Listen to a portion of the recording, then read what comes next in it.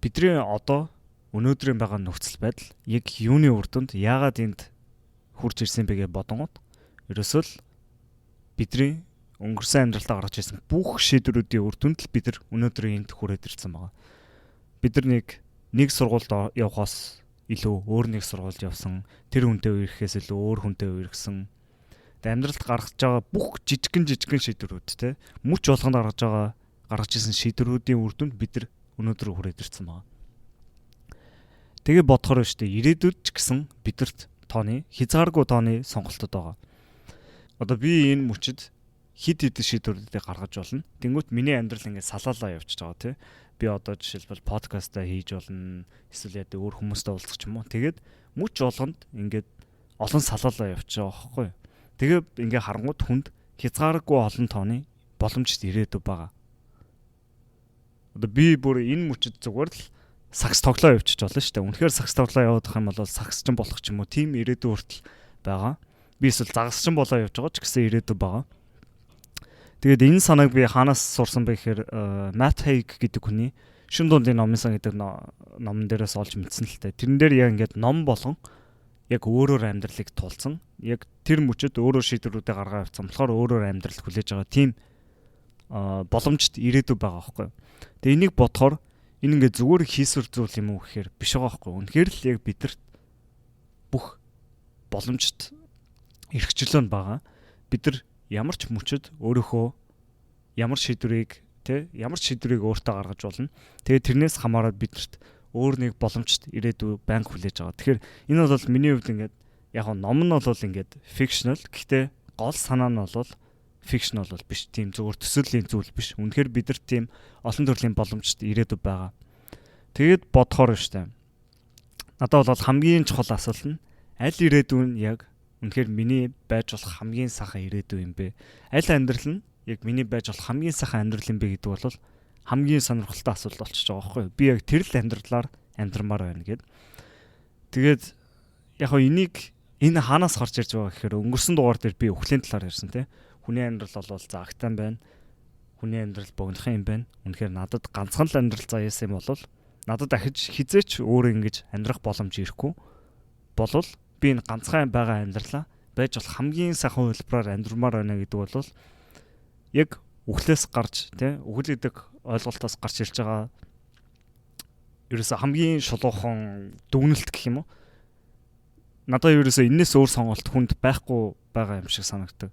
Өөр яах юм бэ? Амьдралаа яг байж болох хамгийн сайхнаар амьдрахаас өөр сонголт бидэрт угаасаа байхгүй болохоор би бол өөртөө амлалт гарсан. Тэр амлалт нь юу вэ гэхээр би өөртөө байж болох хамгийн сайхан амьдралыг бүтээх ёстой байна.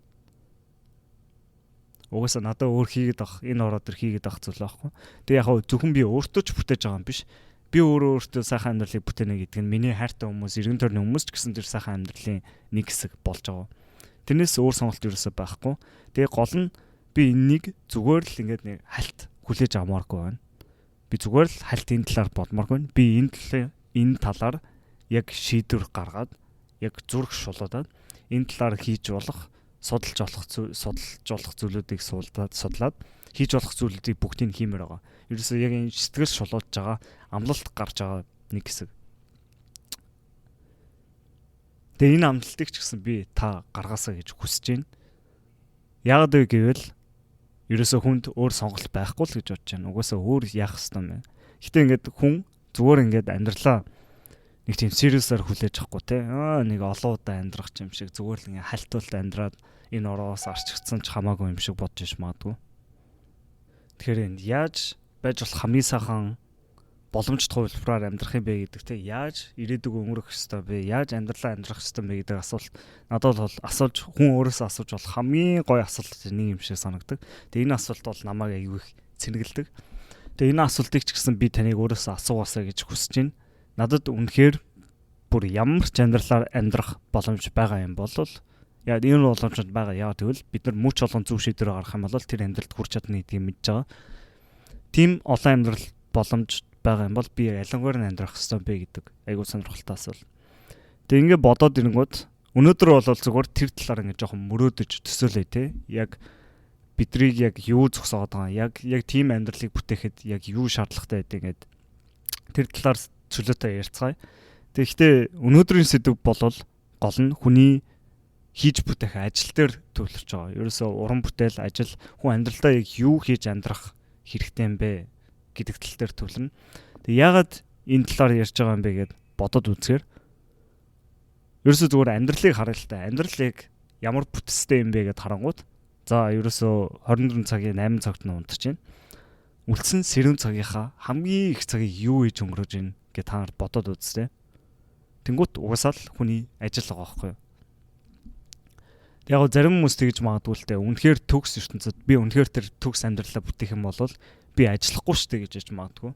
Би зүгээр л далайн эрэг дээр хөвтөтэй коктейл уугаал сууж юмар гэн. Тэгэл гой сайхан гой юу ч хийхгүй байна гэж боддог. Гэхдээ тэр бол ихэнхдээ зүгээр л ядарсан хүмүүсийн хэлдэг зүйл. Яг амралт хэрэгтэй байгаа тийм хүмүүс л амралт хэрэгтэй болохоор л тэгж хэлээд байгаа. Гэхдээ тэр хүмүүс яг үнэхээр амралтаа дүүрээ аваад яг өөрийгөө сэргээж чадах юм бол ямар нэг зүйл хиймээр санагдана. Ерөөсө зүгээр суух болол сэтгэл санаанд маш муугар нөлөөлдөг. Хүн ерөөсө юу ч хийхгүй байна гэдэг чинь чиний бие махбод чинь тархи чинь цаанаасаа ингээд шууд муудаад ялцраад ингээд цаанаасаа өөрийгөө нэхэд ирнэ. Чи ямар нэг зүйл хий, ямар нэг зүйлийн төлөө тэмц, ямар нэг утга учиртай амьдрал ингээл болоо юм уу? Чи зүгээр л те наранд гидсээ зүтэлгээд те бие шарт хөвтөж байгаа л энэ амьдралаа ингээл өнгөрч юм уу? Ингээл болоо юм уу гэдэг асуулт бол гарч ирнэ. Тэгээ ингээд бодохоор бол хүний амьдралын зорилгот угаасаа те хүний амьдралын нэг хамгийн том нэг хэсэг бол хүний ажил гэдэг зүйл. Хүн үнэхээр яг ингээд мөнгө хангалттай байгаа ч гэсэн ямар нэгэн сэтгэлийг дүүргэсэн те ямар нэг утга учиртай гэж бодож байгаа тэр зүйлээ зүгээр л хийж эхэлдэг. Цаанаасаа угаасаа бүр хиймээргүй байгаа ч гэсэн хиймээргүй байгаа гэсэн юм байхгүй. Ерөөсөө л цаанаасаа нэг зүйлд хөтлөгдөөл хийгээл туршиж эхэлдэг. Энэ бол хүний натур. Хүн угаасаа л энэ хорвоодоо ямар нэг зүйлийг хийх гэж бүтээх гэж төрсөн. Тэгэхээр зүгээр л баян болоод ажил хийхгүй байна гэдэг бол зорилго биш. Зүгээр бид нар өөрсдөө хамгийн утга учиртай хамгийн боломжтой хамгийн сайн ажлыг яаж хийх вэ гэдэг. Өнөөдөр ерөөсөө тэр талаар л ярилццгаая. Хүний ажил гэдэг зүйл хүний амьдралд маш их урам зориг бий болгож болно те. Хүн ажилласаа маш их урам зориг олж авч чадна. Амьдрал нь хамаагүй утга учиртай болж болно. Гэтэ яг эсрэгээрээ хүн хамгийн үзээ яддаг дургуй ажлаа хийх юм бол тэр хүнийг дотроос нь алдаг. Тэгээ хүн дотроос цаанаасаа унтарчдаг, цаанаасаа амьдралыг үзээ яддаг. Цаанаасаа эргэн тойрны хүмүүстэй ч гэсэн баг муухай ашлаад ирнэ. Яг гэвэл тэр ажлынхаа хамаг хоримтлуулсан стрессээ эргэн тойрныхондоо л гаргаж байгаа байхгүй өөр тэгж гаргах хүн байхгүй болохоор би нэг асуулт асууя заа. Хүн энэ хороо дээр яах гэж төрсөн юм? Яах гэж амьдраад байгаа гэж асуухад хинч надад те хүн чинь ерөөсөө өхөө хөхтлээ те өөрийнхөө үзээ яддаг ажлаа өдрийн 8 цаг хийгээд хийх гэж төрсөн гэж бол хэлэхгүй л байхгүй. Гэтэ яагаад бид нар энэ асуултанд тийм ихтгэлтэй тэгж хариулж чадж байгаа мөртлөө хүн болгоо энийг хийгээд байдیں۔ Одоо Америкт жишээлбэл судалгаагаар харуулж байгаа байхгүй. Хүн амын 3/2 нь ажилдаа дургүй байдаг гэсэн судалгаа байдаг. Тэгээд 15% нь бүр ажиллаа үзэн яддаг. Тэр чинь юу гэсэн үг юм бэ? Энэ яг бодит байдал байгаа байхгүй. Би зүгээр л ингээд санаанаас юм зохиогоод хүн болгоо ажиллаа үзэн яддаг гэхгүй. Энэ бол яг судалгаан дээр харуулсан. Монголд ч гэсэн энэ судалгаа яг ямар үр дүнтэй байгааг мэдэхгүй байна. Гэтэ би тийм амар ялгаатай байна гэж бол бодохгүй байна. Яг л ихэнх хүмүүс бол ажилдаа нэгтийн дуртай биш. Ингээд халт хийж байгаа тийм л зүйл байдаг. Тэгэхээр энэ бол намайг баг зэрэггүй нөхтэй болгодог. Гэхдээ бид нар энэ зүйлийг анзаараад энэ зүйлийг өөрчлөх гэж хичээх хэрэгтэй. Яг тэгвэл бид нар хамгийн сайхан амьдралыг бүтээн гэсэн амлалт гарсан бол ажил гэдэг зүйл яг зөвхөн ажлыг шийдлээгээд яг амьдрал гоё болно гэхгүй. Үнэхээр хүн хоорондын харилцаа өршөө зөндөө зүйлүүд байгаа. Гэхдээ ажил гэдэг зүйл хамгийн том амьдралын нэг хэсэг болохоор энэ зүйлийг бид нар заавал яаж хийж агаад байж болох хамгийн сайн хөлбөрт нь аваачих хэрэгтэй. Тэгээ Стив Джобс бас тэгж хэлжсэн л да. Хүн амьдралаа яг үнэхээр сэтгэл хангалуун байхын тулд өөрийнхөө итгэж явдаг хамгийн сайн ажлыг хийх ёстой. Хамгийн тийм утга учиртай зүйлийг хийх ёстой. Тэгээд тэр зүйлийг хийхийн тулд тэр ажлыг хийхэд бол хүн тэр зүйлдээ хийж байгаа ажилдаа хайртай байх хэрэгтэй. Тэгээ энэс харахаар ерөөсөө Стив Джобсын үнэн байгаа хүн амьдралдаа үнэхээр сэтгэл хангалуун байх хэрэгтэй гэж бодож байгаа бол хүн өөрийнхөө яг итгэж явдаг. Тэгээ зүрх сэтгэлээ өгч чадах тийм ажлыг хийх хэрэгтэй. Тэгсэн цагт л яг хүн амьдралдаа үнэхээр сэтгэл хангалуун байж чадна. Тэгээд түрүүн хэдүүлээ амлалт гарсан шүү дээ. Хэдүүлээ яг үнэхээр амьдралдаа хамгийн сэтгэл хангалуун, хамгийн байж болох сайхан амьдралаар амьдрыг гэх юм бол энэ бол заашгүй бидний хийх шаардлагатай зүйлүүдийн нэг болчихж байгаа. За тэгэхээр жоон сэдвээс солиод бидрийг яг юу зогсоогоод байдیں۔ Бидний хамгийн том асуудал юу байт юм бэ гэдэг талаар ярьцгаая тий. Яагаад бид нар хамгийн өөрсдөө байж хамгийн сайхан ажлыг хийж чаддгүй? Яагаад бид нар тий дургүй ажлыг хийгээд яваад байдیں гэж бодохоор бид нар өөрөө өөрсдөө зөв замд нь оруулдаггүй, тийм онцгүй зүйлүүдэд итгээд байдаг. Өөрөөрөө замаас нь хазаалгадаг, өөрөөрөө түлхдэг, өөрөөрөө дарж чаддаг тийм зүйлүүдэд итгээд байдаг. За тэр зүйлүүдийг нэг нэгээр нь дурдж ярьж эхлэе. Хамгийн түрүүнд бид нар одоо ямар мэрэгжил эзэмшин тэрүүгээрээ сурах хэрэгтэй гэж боддог. Тэр бол худлаа. Одоо Америкт бас судалгаа байдаг л та. Ерөөсөө оюутнуудын хэдэн үн яг мэрэгчлэрээ ажиллаад байна гэдээ харахаар 27% нь яг тэр сурсан мэрэгжлийнхаа дагуу тэр салбартаа ажилладаг гэж тийм судалгаа гарч ирж байгаа байхгүй. Тэгэхээр юу гэсэн үг вэ гэхээр ерөөсөө л Америкт одоо тий их сургууль төгсөж байгаа бакалаврын зэрэг дор хаяж бакалаврын зэрэг эзэмшиж байгаа хүмүүсийн 4/3 нь ерөөсөө сурсан зүйлээсээ өөр салбарт ажиллаж байгаа гэсэн үг. Тэг ингээ харахаар яг үндэ бид нар заавал тэр сурсан мэрэгчлэрээ ажиллах ёстой гэсэн юм ерөөсөө байхгүй. Одоо манай салбарт ч гэсэн компьютер сайенс дээр бол тий би одоо софтвер инженер хүн. Тэгэхэд манай салбар дээр одоо Google-д ажилладаг хүмүүс донд тий ингээл биологоор сурсан, физикээр сурсан, математикаар сурсан тийм хүмүүс зөндөө байдаг. Тэгэхээр энэ бол бүр хүн тий заавал тэр мэрэгчлийг эзэмшиж тэр салбар руу орно ч гэсэн юм байхгүй. Яг тэр салбар руу орохын тулд угаасаа тэр мэрэгчлийг эзэмшүүл хамгийн шулуухан зам болно ч гэсэн яг үүндээ тэр одоо зарим нэг салбар руу олоод шууд орж болдог. Би бол бүх салбарыг орж чадна гэйгүү. Одоо яа гэдэг хууль ч юм уу юмч болох бол мэдээж яг тэр салбарын дадлага хэрэгтэй. Гэхдээ зарим нэг салбарт чи зүгээр л танил талаараа тий эсвэл яг өөрийнхөө чадварыг сайн харуулж чадах юм бол орох боломжтой. Тэгээ бас нэг бидний итгэж явдаг зүйл гэвэл бид нар ерөөсөө байнга хийдэг байсан зүйлээ л хийх ёстой гэж боддог. Одоо бид нар нэг зүйлээ ингээд нэлээд олон жил хийцэн тийм болохоор тэр зүйлийг ер нь өргөжлүүлээд хийх ёстой л гэж боддог. Гэхдээ тэрний үр дүнд юу болыг бид нар бүгдээрээ мэдчихэж байгаа. Бид нар нэг өдөр өөрсдөө талент хараад би ер нь яагаад энэ новшийн ажлыг хийгээд байгаа юм бэ гэж дотроо боддог. Яагаад л энийг үргэлжлүүлээд хийгээд байгаа юм бэ гэж боддог. Гэтэ бидэрт яг үндэ тэг шаардлага ууг нь байхгүй. Гэтэ бид нар ерөөсөө итгэхийг хүсдэг. Яагаад ч бид нар зүгээр л банк хийжсэн зүйлээ л хийгээд авах хэрэгтэй гэж боддог. Тэрнийг айл дээр үед бага багтан ч юм уу ээж аав нь хэлсэнтэй чи инженер бол чи багш бол юмч бол тэгэл нэг хэлсэн юмд нь итгээд ерөөсөө өөр боломж ерөөсөө харж байгаагүй.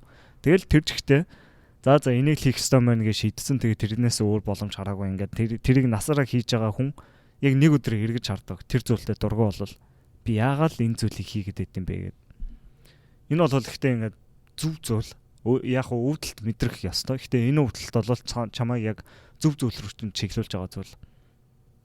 Чиний амьдрал чи илүү олон боломж байж болно шүү дээ. Чи өөр зүйл хийж болно шүү дээ. Яагаад хийхгүй байгаа юм бэ гэдэг дотроос чинь чангааж байгаа. Чиний дотоод хүний чинь дуу хоолойныхаа илэрхийлэл. Тэгээ бас нэг асуудал нь ихэнх хүмүүс дуртай зүйлээ мэддэггүй. Тэ? Би яг энэ ороод тэр хийх гэж төрсэн зүйлээ мэдэхгүй байна гэдэг. Тэгээ энэ бол хамгийн түгээмэл асуултууд нэг. Энийг бас яг Америкт судалгаагаар харуулдаг. Ерөөсөө хүн амын яг 20% нь л яг ирээдүйд юу ихээ мэддэг, яаж ихээ мэддэг, яагаад хийж байгаа вэ гэдгийг мэддэг гэсэн яг тийм тодорхой зорилготой, пашнтай байдаг гэд. Тэгээд яг үүндээ хүмүүсийн 80% нь бол яг юунд дуртайгаа мэддэг, яг өөрийнхөө яг тэр пашн гэдэг зүйлээ олоогүй байдаг аахгүй. Тэгээ ингээд харахаар бид нар ер нь бол зарим зүйлийг буруу ойлголттой явдаг. Хүн угаасаа л тэр өөрийнхөө пашн гэдэг зүйлтэй яг тэр хийх ёстой зүйлийг мэдчих хэвээр байна. Нэг бол шүү дээ тэр зүйлээ бид нар олж нэх хэвээр байна гэж боддог. Нэг ингээл баахан хаалгаа онгойлгож байгаа бол гинт нэг алт олчих юм шиг санагдаг. Тэгээ тэр бол бидний итгэж явдаг бас нэг худлаа зүйл. Бид нар passion гэдэг зүйлийг те хамгийн хайртай одоо passion гэдэг нь хүний тэр хамгийн их гал дурлцас хийхийг хүсдэг зүйлийг хэлж байгаа шүү. За. Тэгээ passion гэдэг зүйлээ олоход их хүмүүс ингээд гинт олдсон юм шиг санагдаг те. Ингээл зүгээр л ингээл юм туршиж явж байгаа л гинт энэ миний хийх ёстой зүйл нэ гэж боддог. Гэхдээ яг бодит амьдралдаар судалгаагаар харахаар тийм зүйлүүд болтгоо. Passion гэдэг зүйл яаж бий болдог вэ гэдээ харахаар passion гэдэг зүйлд цаг ордог. Хүн нэг зүйлтэй ер нь бол мастер болоод, эксперт болоод 10,000 цаг хийгээд тэр зүйлээ гүнзгий төвшөнд эзэмшээд ирэхээр тэр зүйлийг хамаагүй гүнзгий төвшөнд ойлгоод гүнзгий төвшөнд мэдэрч эхлээд тэр зүйлтэй хамаагүй их passionate болдог гэсэн. Энийг бол яг Cal Newport гэдэг хүн бичсэн байдаг номон дээр be so good that they can't ignore you гэд. Тэрний ерөөсөө хинч чамайг те ерөөсөө тоож харахааргүй байхад хэцүү байхаар тийм хэмжээнд тийм мундаг болоод гэсэн ном. Тэгээ бид нар бас энийг яг процесс гэж харах хэрэгтэй. Бид нар ингээл ганцхан нэг зүйл хайгаад байгаа юм шиг тий. Яг ингээл бид нар хайрын тал дээр ч гэсэн бас тэгж боддоо шүү дээ. Яг л нэг ганцхан үнэ ингээл холжвол тэр үнтэй ингээл өөрт амьдралаа өнгөрөөнө гэж боддог тий. Тэрний шиг ингээл бид нар passion гэдэг зүйлийг тий амьдралдаа хийх зүйлээ яг ингээл нэг зүйлийг олоод барьж аваад тэрийг насаараа хийнэ гэсэн үг бол ерөөсөө биш. Тэр зүйл маань байнга хувьсаж өөрчлөгдөж идэг. Яг тэгвэл бид нар өөрсдөө ч гэсэн байнга хувьсаж өөрчлөгдөж идэг. Бидний тэ үнэлж явдаг зүйлүүд өөрчлөгдөж магадгүй.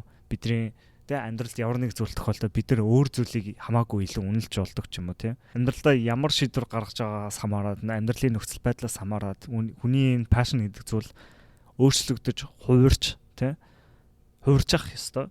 Тэгээ яг ингээл нэг эцсийн цэгт очих гээд байгаа биш. Яг үндэ ингээд туршилт болсон те ингээд ингэчүүл яд юм бол тэгчүүл яд юм бол гэдэг ингээд хүн өөрийгөө илүү гүнзгий төвшөнд мэдчихэж байгаа, ойлгож байгаа тийм процесс болж идэг. Тийм болохоор бидний өөрсдөө басны хааж бариад байдаг зүйл нь бид нар ингээд хитрхи хожимдсан гэж бодоод байдаг. Зарим хүмүүс те нэг салбартаа ч юм уу те одоо яа 20-30 жил ажилласан. Эсвэл ингээд өөрсдөө бие одоо хөшөрцөн те өдий хөвшин болцоод ингээд одоо яа тийм зураг зараа явуун ч юм тийм худлаа юм гэж юу ах уу гэд. Тэгээ тэгж өөртөө бас шалтгаан тавих гээд байдаг. Тэгээ тэр бол бас худлаа. Нэгдүгээр төвштэй. Бидний яг мод тарих тий хамгийн тохиромжтой цаг нь бол за 10-20 жилийн өмнө байсан. Гэтэ дараагийн мод тарих хамгийн тохиромжтой цаг бол яг одоо. Яг одоо. Угсаа бидэрт өөр ямар ч сонголт байхгүй шүү дээ. Бид нар үнэхээр л байж болох хамгийн сайхан ирээдүг бүтээх гэж байгаа бол тэр зүйлээ олох гэж байгаа бол бид нар шаардлагатай бүх зүйлийг хийх ёстой, туршиж үзэх ёстой. Тэр зүйлийг хийхэд те гарч ирж байгаа саад дутгарууд юу ч бидрийг зогсоох ёсгүй. Өнгөрсөнд юу хийсэн ч хамаагүй шүү дээ. Өнгөрсөнд хийсэн зүйлүүд ингээл болоод өнгөрсөн. Бүр байхгүй болцсон. Ерөөсө тэр талаар бодох шаардлагагүй. Sunken cost гэдэг ойлголт байдаг байхгүй. Тэр нь юу гэсэн үг вэ гэхээр бид нар зарим нэг зүйлийг ингээд маш их цагийг зарцуулсан байж магадгүй заа. Бидний одоо яа тийм хос ч юм уу те. Бид нар ингээд сэтгэл хангалуун биш байгаа харилцаанда бараг 10-20 жил байсан. Эсвэл тэр сэтгэл хангалуун биш байгаа ажилдаа 10-20 жилийн өнгөрсөн. Гэтэ тэр бүх зүйлүүд болоод өнгөрсөн зүйлүүд байгаа байхгүй. Өнөөдөр чи яг ямар нөхцөл байдалтай байна? Ирээдүйд ямар нөхцөл баймаар байгаа? Тэрэндээ сурлал чи шийдвэр гаргах хэрэгтэй. Тэгэхээр тэр өнгөрсөн зүйлүүд бол аль хэдийн тэр sunken cost гэхэр ингээд живцэн болоод өнгөрсөн бидний алдагдал гэсэн үг. Бид нар тэр зүйлийг алдсан. Тэгэхээр ирээдүйд яг хамгийн хийх ёстой зөв зүйл нь юу юм бэ гэдэг дээр л төвлөрч бид нар шийдвэр гаргах ёстой. Би одоо жишээлбэл за нэг одоо покер тоглож байгаад те $1000 эхлээд за $900 алдаа $100 үлдлээ гэж бодъё. Тэгвэл би өнөөдөр $100 л хүн байхгүй юу? Тэрнээс тэр би 900-г алдсан шүү дээ гэдэг юм хамаагүй. Би өнөөдөр $100 юм бол би энэ $100-оо яаж зарцуулах ёстой юм бэ гэдэг дээр л төвлөрөх хэрэгтэй. Яг өнгөрсөнд миний $1000 байсан хамаагүй шүү дээ. Өнгөрсөнд юу хийжсэн ер нь хамаагүй. Би одоо байгаа яг миний хувь хүн ийм хүн байна. Миний нөхцөл байдал ийм байна. Би ирээдүйд юу хийх ёстой юм бэ гэдгээ харах хэрэгтэй. Тэгэхгүй тэгээд өнгөрсөнд ингээд төгжигдээд зурагдаад байх нь бол бидрийг ирээдүйд улам л аз жаргалгүй болно.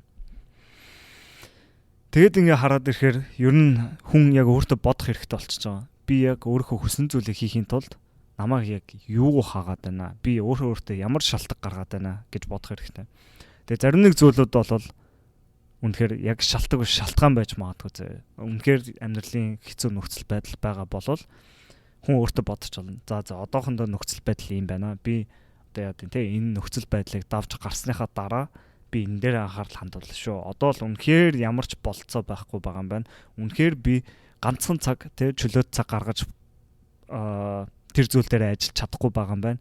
Энэ бүх зүйл те одоо илүү хийх чухал зүйл байна гэж бодож магадгүй. Үнэхээр бүр ингээд үнэхээр хатуу хахир нөхцөл байдалд бүр яагаад тэр амьдралынхаа одоо хиймээр байгаа зүйлийг олж чадахгүй те бүр ингээ ганцхан цаг зарцуулж чадахгүй байгаа бол окей ойлгож болно. Үнэхээр те тэр зүйлийг хийхэд нь боломж нь байхгүй байгаа юм байна гэд. Гэхдээ бидний ихэнх асуудлууд нь ер нь бол дандаа шалтгаанууд л байдаг. Бид нар яг үнэхээр юу хийх шаардлагатайгаа мэдж байгаа, ямар шийдвэр гаргах ёстойгоо мэдж байгаа, хинээс ямар тусламж авах ёстойгоо мэдж байгаа. Гэхдээ тэрийг хийхгүй байгаа бол хүн өөрийгөө ховорч байна л гэсэн үг. Тэгээ энэ дээр яг хүнд маш олон төрлийн асуудлууд гарч болно л доо. Тэнгүүд нь шүү дээ. Ер нь бол хоёр төрлийн асуудлууд байж болно. Нэгдүгээр төрлийн асуудал нь бидний шийдэж болох асуудлууд, хоёр дахь нь бидний шийдэж чадахгүй асуудлууд. Тэгээ бидний шийдэж чадахгүй асуудлууд бол бид нар зүгээр л хүлээн зөвшөөрөх хэрэгтэй. Зүгээр л энэ бол амьдралын нөхцөл байдал юм байна. Тэгээ амьдралын факт юм байна гэдгийг ойлгох хэрэгтэй. Би одоо жишээлбэл шүлэг бичдэг хүмүүсийн те одоо зохиолч хүмүүсийн дундаж салинг яагаад ч өөрчилж чадахгүй. Тэрийг бие битгийхэд хинч бурхан ч өөрчилж чадахгүй. Эсвэл яа тийм юм ч юм уу хуульч болохоор байвал заавал 5-10 жил сургуульд сурах хэрэгтэй тий. Тэр бол бидний өөрчилж чадахгүй зүйлүүд. Өөрчилж чадахгүй зүйлүүд бол одоо нэг бодлын баргал дэлхийн татах хүч шиг байхгүй. Зүгээр л физикийн хууль. Тэг хинч те зүгээр ингээ годамжинд явж байхдаа ёо би яагаад газарт наалдаад байгаа юм бэ те. Тэгж гомдлтгүй үстэй. Чам дээр нэг хүн ирээд би ингээ газарт наалдаад байгаа ингээд нисгэхээр нисч чадахгүй газарт наалдаад байна гэвэл энэ ямар солиотой гараа гэж бодсон шүү дээ. Тэрнтэй адилхан бид нар яг ингээд тэнэг сонсогж байгаа ч гэсэн бид нар яг амьдралдаа зарим шийдэж чадахгүй асуудлуудаа тэгээл гомдлол яваад байдаг. Ёо би ингээд те шүлэг бичээд мөнгө олж чадахгүй байна гэдэг. Тэгээд яг үнэхээр ингээд за үлзээ төгс аюур заны хэмжээнд очтгүй юм бол угаасаа л те яг энэ салбарт мөнгө олоход хэцүү байгаа гэдгийг бид нар зүгээр л хүлээн зөвшөөрөх хэрэгтэй. Хүлээн зөвшөөрөхөөс өөр ямар ч сонголт байхгүй. Бид тэр зүйлийг ийм байгаасаа гэж хүсээд өөрчлөгдөхгүй. Ийм байх ёстой ч гэж бодоод нэмэрхүү. Үнэхээр яг тэр шүлэг хүчтэй хүмүүс энэ хорвоод хамгийн сайн зүйлүүдийг авчраад байхад тэр хүмүүс яагаад бага мөнгө олоод байгаа юм. Гэхдээ одоо ямар ч хэрэггүй зүйл хийж байгаа ч гэсэн хүн лөөрдад явж байгаа хүмүүс илүү мөнгө олж ийн гэд бид нар гомдолж магадгүй. Яаж ч гомдлсон гэхдээ хорвоо дэлхий яг иргэдгээрэл иргэн бүх зүйл яг байдгаараа л байна. Амьдралын фактыг бид нар яаж ч гомдлоод, яаж чарлаад, яаж чангаагаад тэр зүйл байдгаараа л байна. Тэгэхээр бид нар шийдэж чадахгүй асуудлуудыг яг өөрсдөө ойлгох хэрэгтэй. За энэ зүйл бол асуудал биш. Бүр асуудалч биш. Энэ бол асуудал биш байгаа байхгүй. Зүгээр л амьдралын нөхцөл байдал, амьдралын хууль, амьдралын факт байгаа гэдгийг ойлгох хэрэгтэй. Гэхдээ зарим нэг зүйл бол бидний өөрчилж чадах зүйлүүд байдаг. Бид нар зарим тэр өөрчилж чадах зүйлүүдээ чадахгүй зүйлүүдгээ ойлгочтой. Энэ хоёрын ялгааг бид нар яг өөрсдөө сайн бодох хэрэгтэй. Одоо жишээлбэл нэг залуу мастер хийгээд PhD хийгээд тэгээд төгсөн чинь ингээд 3 дадлага хийх офер ирсэн байгаа байхгүй ажлын санал. Тэгээд тэр хүн бодож байгаа. Одоо ихэнх хүн бол заавал нэгийг сонгох хэрэгтэй байна тий. Яг нэгийг сонгоод тэгэл тэр нь бол ирээдүйн шийдэх гээд байгааг мэдчихэж байгаа. Тим чухал шийдвэр болохоор ихэнх хүмүүс бол за ингээд нэгийг шийдэе гэж болно. Гэхдээ энд ингээд зүгээр л энэ асуудлыг өөр өнцгөөс харах юм бол заавал нэгийг сонгох албагүй шүү гэдгийг талаар бодож эхлэх юм бол ерөөсөө энэ компаниудаас асуугаад би танаад ажилламаар байна. Гэтэ ингээд тий 6 сарын дараа, жилийн дараа ч юм уу тий ер нь жоохон хойшлуулж болох уу гэсэн чинь хоёр компани болно. Тэгвэл ингээд төр зуртаа хойшлуулж игээд хойшлуулсан. Тэгэхээр тэгээ эцээ энэ залуу яг анхныхаа шийдэл дээр тогтсон бол за нэгийг сонгох хэрэгтэй маань амьдрал юм байна гэ хүлээн зөвшөөрчих болно тий. Энийг ерөөсөө за би юу ч хийж чадахгүй гэж бодож болно. Гэхдээ хийж болох, би энийг яаж өөрчилж болох вэ, юу хийж чадах вэ гэдэг талаас нь харангуут ингээд өөр шийдлүүд олж эхэлж болж байгаа байхгүй. Тэгээ энэ дээр өөр зөндөө жишээнүүд байж болно. Зарим нэг хүмүүс ажлаа заавал өөрчлөх ёстой мэн гэж боддог. Би энэ ажлыг үзээ яддаг, заавал өөрчлөх ёстой мэн гэж боддог. Гэхдээ яг яагаад ажлаа сэтгэл хангалуун байгаа юм бэ гэдэг тэр асуултыг ерөөсөө асуудаггүй. Яг ажил дээр хийж байгаа зарим зүйлүүд нь амар дуртай, зарим зүйлүүд нь дургу. Тэгээд тэр үед зүгээр яг үнэндээ тэр ажлаа тэр чигт нь оронгоор нь өөрчлөх биш, зүгээр л илүү их тийм хийх дуртай зүйлүүдээрээ ажиллаад дүүргээд хийх дургуй зүйлүүдээрээ өөр хүмүүсээр хийлгэх үед тэр ажлын асуудал шийдэгчж байгаа байхгүй. Одоо энэ дээр одоо жишээлбэл нэг тийм барилгын инженер хүн байж болно л доо. Тэгээд яг тэртээ бодох асуудал шийдэх, диаграм зурх тиймэрхүү зүйлүүдэд дуртай. Гэтэ ингээл нэг хүмүүстэй харилцах те, эсвэл янз бүрийн proposal бичих юм эсвэл хүмүүстэй одоо гэрээ хэлцээрх тиймэрхүү зүйлүүдэд дургуй байж магадгүй. Тэгээ тэр үед бол тэгэл ингээл ажиллаас болол бөө юм болохын оронд зүгээр л те одоо босстойгоо ярьж байгаа би ийм зүйлүүдээр илүү төлөрч ажилламаар байна гэд. Тэгээ ийм одоо жоохон админуудын хийх зүйлүүдийг өөр хүмүүс татгая гэхэд л тэр ажил шал өөр ажил болоод хуурчж байгаа юм шиг тийм мэдрэмж төрнө. Яг үндэ ажил солиогүй зүгээр л хүн яг би яг юунд нь ямар зүйлүүд нь намайг илүү энергитэй болгож байна, ямар зүйлүүд нь илүү утга учиртай байна, юуг хийх дуртай байна гэдэг дээр төвлөрөхөд л тэр ажлыг тэгж ажиллаа дуртай болох боломж болцоо байгаа. Гэхдээ ихэнх хүмүүс энэ талаар ерөөсөө тэгж боддгоо. Яг ингээд бид нар яг асуудлыг шийдэхдээ нэг шийдвэртэй гацчаад байгаа л ерөөсөө гол асуудал болоод байгаа. За тэгэхээр ингээд зөндөө бидрийг зогсоодог зүйлийн талаар хангалттай ярьлаа. Одоо нэг хэдүүлээ яг за үнэхээр би өөртөө энэ ажлыг олох ёстой байна гэвэл яг ямар процессор явах ёстой бэ гэдгийг би яг алхамаар нь хэлээд өгье заа. Хамгийн түрүүнд бид нар маш олон тооны санаа гаргах хэрэгтэй. Одоо түрүүний жишээнүүд дээр гарч штэ ингээд хүмүүс ихэнхдээ дандаа хамгийн эхэлж бодсон юм дээр гацчихдаг. Эсвэл за яг л амьдрал юм байх ёстой байна, яг ийм байх ёстой байна гэд нэг зүйл дээр нэг том санаан дээр тэ гацчихдаг. Гэтэ тэрнээс илүү хүн хамгийн түрүүнд штэ хамгийн ихний алхам болол зүгээр ингээд галзуу их юм төсөөлөл хэрэгтэй. Бүр ямар ч галзуу санаа байж магадгүй. Би зүгээр яа дээ те цэцгийн дэлгүүр цуунгаа ном уншингаа те тим ажил хийгээд цалин олмоор энэ тийм үү ингээд юу ч яаж магадгүй. Тэгэхээр хамгийн ихний алхам болол хүн маш олон тооны те галзуу солиотой санаануудыг гаргаад тэр дундаас янз бүрийн холбоосуудыг үүсгээд яг тэр өөрийнхөө төгс ажлыг бий болгох боломж байгаа. Тэгэхээр хамгийн ихний алхам нь бол тийм олон тооны санаа гаргах хэрэгтэй. Тэгээд энийг бол аль болох цаасан дээр бичвэл зүгээр. Ийм байж болох юм байна. Тийм байж болох юм байна. Тэр чи юу лээ ингэдэг үлээ гэд. Тэгээд ингээд зүгээр чагсаагаа бичиж болно. Тэгээ хоёр дахь санаа нь тийм олон тооны санаанаас бид нар шийдвэр гаргах бол хэцүү. Одоо нэг тийм судалгаа байдаг байхгүй. Дэлгүүрт одоо нэг тийм амтлагаа худалдаа явуулж байгаа байхгүй. Нэг вариан зарж байгаа. Тэр вариан дээр нэг бол 6 төрлийн одоо амттай байж болно. Нэг бол 24 төрлийн амттай гэдэг нэг хоёр хэсэг болгоо хуваачиж байгаа. Хоёр өөр төрлийн туршилт. Тэгээд 24 төрлийн амттай болонгууд айгүй олон хүмүүс ирдэгтэй ирж үздэг, сонирхдаг. Гэхдээ эцээцэд тэр хүмүүс ерөөсө худалдаж чаддгүй. Яг тэгвэл тийм олон тооны сонголттой болохоор ихэнх хүмүүс ингээд толгой нэргээд за ингээд шийдвэр гаргахад хэцүү болоод ерөөсө тэр худалдаа авалт маш бага тооны байгаа байхгүй. Гэхдээ 6 төрлийн одоо амттай байх үед хүмүүс ирээд хараад илүү цөөхөн тооны хүмүүс ирнэ те. Илүү цөөхөн тооны хүмүүс ирж сонирхно. Гэхдээ тэр хүмүүс шийдвэр гаргахад хамаагүй амархан болохоор яг тэр худалдаа авалтыг хийж чаддаг. Тэгээ 6хан төрлийн амттай тэгэл амсч үзэл за би энд нь дуртай юм байна гэд. Тийм цөөхөн тооны сонголттой үед хүн ер нь хамаагүй гаргасан шийдвэртэй сэтгэл хангалуун байдаг. Тэгээд шийдвэр гаргахад ч хамаагүй дөхөм амар байж чаддаг. Тэгэхээр тэр санааг ашиглаад бид нар хэдүүлээ ийм олон тооны тэ нөөц болцооноос бид нар за яг бодтойгоор харъя те. Яг ингээд үнэхээр миний надад илүү зөгцсөн, миний хийж болохоор те байж болохоор зүйлүүд гэвэл яг эднэр л байна гэд бид нар цөөхөн тооны сонголт болгох хэрэгтэй. Тэгээ яг тэг явцад ингээд бид нар өөрсдөө хэрэгэлцэж магадгүй л те. Яна би чи ингээд те яг тийм өөрөө яг хийж болохойсон зүйлийг дараад байгаа юм биш үстэй тий. Зарим нэг ингээд сонголтыг бид нэг авч авахд хэцүү байж магадгүй л дээ. Яг нэг тийм хуучин хувцас хайж байгаа юм шиг тий. Яана би ингээд хэрэг болох ш юм уу тий. Би ингээд буруу хувцас хайж байгаа юм биш үстэй гэж бодож магадгүй. Гэхдээ биш дээ.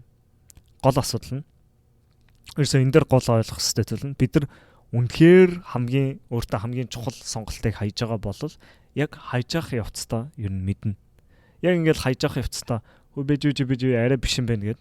Тэгээд одоо яа хүн чамаас ингээд чи пицца идэх үү, паста идэх үү гэж асуухад те. За аль нь ч ясаа явах вэ гэд. Тэгээд нөгөө хүн за тэгвэл пицца идэх гэсэн чинь чигэнд бэж пицца бишээ, паста идэх юм байна гэд. Яг тэр үед яг хайж авах сонголт яг хийгдэж явах үед бид нар яг цаанаасаа нэг юм зулгагдаад мэддэг. Тийм болохоор бид нар ингээд сонголтуудаа ингээд дарж явахдаа цөөхөн болгож явахдаа тэрэнд ингээд нэг харамсах хэрэггүй. Яг үнэхээр зөв сонголтоо хайж байгаа бол бид нар цаанаасаа дотроос нэг юм зулгагдаад мэдж байгаа. За тэгэхээр эцэст ингээд хараад ирэхээр яг ингээд бүх сонголтоо багасгаад ангууд хүний амьдрал ер нь бол яг нэг 3-аас 4 л яг үнэхээр боломжтой хүнд яг хамгийн сэтгэлд нь наалдсан тим хийж болох одоо яа гэдэг ажил байт юм байл да. Энийг бол яг судалгаагаар харуулсан. Тэгээ харангууд яг хүнд цорын ганц хамгийн сайн амьдрал гэж байдгүй. Хамгийн сайн боломжтой хувилбар гэж цорын ганц ерөөсөн байдгүй. Тэгээ энийг одоо жишээгээр дурдах юм бол одоо гоо үзэсгэлэн гэдэг зүйл байдаг шүү дээ. Одоо эстетик гэдэг зүйл за зөвхөн спорт машин дээр яриа л да. Ferrari, Porsche, одоо Lamborghini энэ машинууд бүгд өөр гэсэн төрлийн мэдрэмж өгдөг те. Гэхдээ яг ингээд аль нь хамгийн шилдэг юм бэ? Аль нь хамгийн best юм бэ гэвэл тэр бол сонгох боломжгүй зүйл байгаа байхгүй. Зүгээр л тэр чинь өөр зүйл төрлийн мэдрэмжийг өгч байгаа. Яг үндэ бүгд л байж болох хамгийн шилдэг боломжуудын нэг гээд. Тэгэхээр хүний амьдралч гэсэн яг тийм байдаг. Яг ганцхан цорын ганц хамгийн сайхан тий хамгийн яг байх ёстой гэсэн тийм хувилбар байдгүй. Яг үнэхээр хит хитэн болцоотой яг үнэхээр сайхан амьдралууд байж болно. Тэрийг одоо жишээлбэл би одоо энэ дасгалыг хийж байхдаа надаас ийм 3 төрлийн амьдрал гарч ирчихсэн байхгүй. Нэг нь бол илүү баланстай амьдрал, нэг нь бизнесөө сайн амьдрал, нэг нь илүү жоохон урлаг талын амьдрал. Тэгээ ингээд харангууд яг аль нь хамгийн шилдэг амьдрал юм бэ гэдгийг үнэхээр хинч хэлж чадахгүй. Нэрэ бурхан л хэлж мэдэх баг. Тэгээд бид нар тэр үед ингээд толгоо гашлагаал яана яг аль нь хамгийн бест юм болоо гэхээсээ илүү толгооноосоо гараад аль нэгийг нь бариад яг хэрэгжүүлж амьдрах хэрэгтэй. Яг тэр зүйлээ бүтээгээд бий болгоод тэр зүйлийнхээ төлөө ямар нэг зүйл хийж эхлээд би одоо зураач болмоор байгаа бол яг зурж эхлэе те бүтээлээ төрөж үзчихийж л энэ бүхнийг мэдэж авна. Тэгээ энэ гол процесс бол бид нар бодоод суугаад байх биш ямар нэг зүйлийг боддоор хийх нь л бүр хамгийн чухал зүйлүүд нэг. Тэгэхээр би яг энэ бичлэгийн төгсгөлд за нэгдүгээр даалгавар нь бол энэ санаануудыг гаргана. Би яг 3 төрлийн санаа гаргах тийм даалгавар өгнө. Тэгээ хоёрдугаар даалгавар нь бол одоо аль нэг амьдралын замыг сонгох юм бол тэр замыг мэдхийн тулд яг юу хийж болох вэ гэдэг хийж болох бодтой тийм даалгаврыг өгье. За тэгэхээр хэдүүлээ яг одоо яг бодтой хийж болох зүйлүүдээ хийж эхлэе. За хамгийн эхний хийж байгаа даалгавар бол хэдүүлээ өөрсдөө 3 төрлийн амьдралыг төсөөлж байгаа. За тэр 3 төрлийн амьдрал нь гол нь гуруулаа нэлээд өөр байх хэвээр. Одоо би нэг компанид ажиллах, нэг тех компанид ажиллах, нөгөө тех компанид ажиллах бол ямар ч ялгаагүй төстэй амьдралын зүгээр л нэг төрлийн амьдралын л нэг өөр хувилбар гэсэн. Гэхдээ энэ удаагийн даалгавар дээр 3 шал өөр амьдралыг бичих хэвээр. За тэр 3 ямар 3 амьдрал байж болох вэ гингүүд. За нэгдүгээр амьдрал нь ер нь яг чиний бодолд байгаа хамгийн түрүүнд орж ирж байгаа тэр амьдралыг бичих хэвээр. Тэр нь одоо яг одооныхаа амьдралыг үргэлжлүүлж байгаа яг одооныхоо зорьсон зорилгыг үргэлжлүүлж байгаа амьдрал. Эсвэл яг чиний нэг байнга бодоод байгаа хийх гээд байгаа яг тэр амьдралыг чинь л ярьж байгаа. Тэгээ хоёрдугаар амьдрал нь за чиний эхний амьдрал чинь яаж хийж байгаа бүтээгүй бай гэж бодъё тийм. Би одоо софтвер инженер болох гэж байгаа. Үнэхээр софтвер инженер болж чадаагүй гэж бодох юм бол чи юу хийх ёстой вэ гэд. Тэгээ энийг яг хүн сайн дотроо бодгол хэрэгтэй. Яг үнэхээр чиний яг хийж байгаа ажил чинь бүтэхгүй болвол чи яг аргагүй ирэхэнд юу хийх юм бэ гэд. Хоёр дахь амьдрал нь бол тэр боломжтой амьдралыг хэлж байгаа. За гурав дахь амьдрал нь шүү дээ. Ерөөсөө одоо амьдралын ямар нэг одоо чамайг барьдаг зүйлүүд байж магадгүй л хязгаарладаг зүйлүүд одоо гэр бүл мөнгө төгрөг тиймэрдүү зүйлүүд ерөөсөө асуудал биш байсан бол чи энэ хороод ерөөсөө ямар ч зааггүй бол юу хийж амьдрах вэ гэж бодох хэрэгтэй. Яг юу хийж амьдрах гоё юм шиг байна. Тэ зүгээр л хүссэн зүйлээ хий гэвэл яг юу санаа чи орж ирж байна гэд. За тэгэхээр ерөөсөө ийм 3 амьдралыг яг дотроо бодож үзээд цаасан дээр буулгаж бичээрэй гэж би хүсэе. Тэгээ би өөр дээрээ зүгээр жишээ олгож хэлэхэд бол миний эхний амьдрал нь бол илүү баланстай амьдрал байсан. Би ингээд софтвер инженерийн ажил хийнгээ хажууд нь ингээд ном уншаад YouTube хийгээд ном бичдэг ч юм уу. Тиймэрхүү амьдрал надад харагдчихсан. Тэгээ хоёр дахь амьдрал нь бол за би үнэхээр софтвер инженерийг хийж чадахгүй болчих юм бол за ямар нэг зүйл бизнес эхлүүлэх гэж үзье гэсэн тийм амьдрал байсан. Тэгээ гурав дахь амьдрал нь би зүгээр л нэг тийм подкаст хийгээ те дуртай зүгээр ярдмаар байгаа хүмүүстэйгээ яриад зүгээр далайн ирэх дээр ном уншаад ч юм уу тиймэрхүү амьдрал бол надад яг санаанд бууж исэн амьдрал. Тэгэхээр энэ бол зүгээр жишээ гэхдээ та өөр амьдралыг яг энэ дасгалын дагуу хийгээд яг ямар шоу амьдралууд байж болохоор байна гэдгийг сайн төсөөлөд гоё толгойдоо буулгаад үзээрэй гэж хүсье. За тэгээд энэ дасгалыг хийсний дараа хүнд ер нь ямар нэг санаа орж ирж иж магадгүй. Би ер нь нэг иймэрдүү юм хийж үзмээр юм биш үү? Надаа уг нэг тим юмыг л туршаад үзье гэж боддог байсан те. За нэг урлагийн салбарт үзвэл яад юм бол гэдэг санаа байнга орж ирдэг байсан. Гэтэ ерөөсөө үзэж чаддгүй байсан те. Эсвэл нэг яад. За нэг кофе шоп нээж үзье да. Гэтэ ерөөсөө нэг тийм зориг нь хүрдэггүй. Хэрвээ тийм болов л штэ. Одоо тэр зүйлийг тэр талаар мэдэж авах ямар нэг бодтой зүйлийг яаж хийх вэ гэж бодох хэрэгтэй. Одоо зарим нэг шинэ мэрэгжил сонирхож байгаа хүн бол жишээлбэл тэр мэрэгжлийг эзэмшсэн хүнээс асуулт асууж болно те. Эсвэл яа нэг аав чинь найз мэдс ч юм уу нэг хүн байдаг гэж л те. Тэгээд зүгээр л тэр хүнээс те хоёулаа нэг өдрөө ол идэнгээ эсвэл нэг кофе унгаа би таны талаар мэрэгжлийн чинь талаар асууж болох уу гэд тийм зүйлийг хийж болно заяа. Эсвэл яа за би рестораны бизнест орж үзмээр байгаа болол ер нь ресторан дотор юу болтыг тэр процессыг илүү ойлгох гэж үзье те. Тэгээ түрүүний хэлсэн шиг за яг тэр ресторан дотор ажилладаг санхүүг нь хариуцдаг хүнтэй уулзаж үзвэл яа дээ.